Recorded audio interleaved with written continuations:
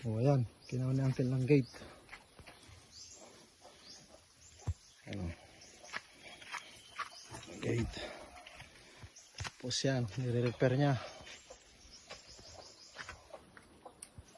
Yung mga pintuan na. Na-adjust niya para lumuwag. Dito na yung magiging ano Uncle, sandalan. May adjust niya yan. Tapos ito yung pintuan. Bumili na ako kapon ng mga padlock. Apat na padlock. Yan, nire-repair niya. May pintuan na rin doon.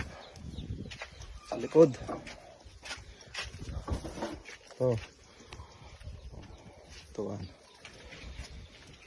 Tapos ito mamaya papatagin to. Hapon. Magawa ngayon yan, Uncle. Yung kawayan.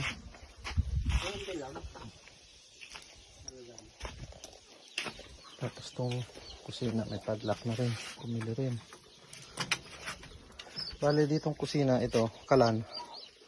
Ditong area na to, maliit na stock room ng mga pigs.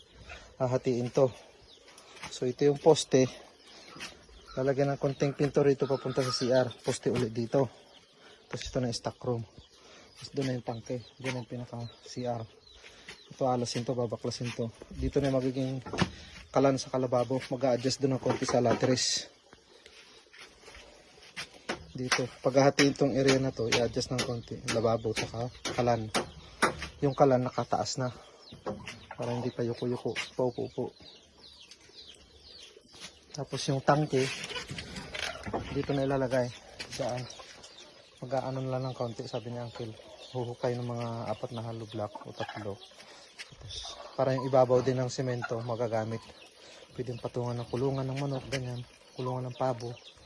Kukulungin mo lang. So, magagamit mo yung ibabaw ng tangke.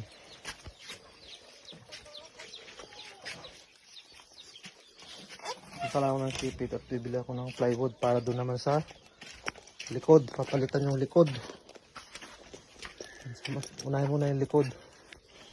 Kasi block na eh. Ayan o. Papalitan ng plywood.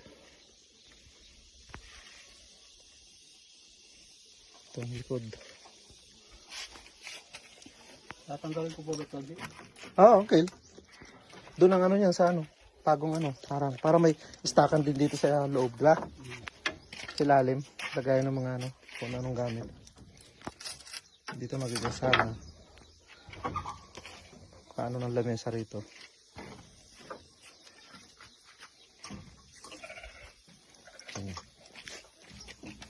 Ayan. Dito may halaman. Ayan ang tanim. Saka itong hagdanan pataas talaga ng hagdanan sa kahawakan. Baklas na ang kalat babaguhin, i-adjust para lumuwag.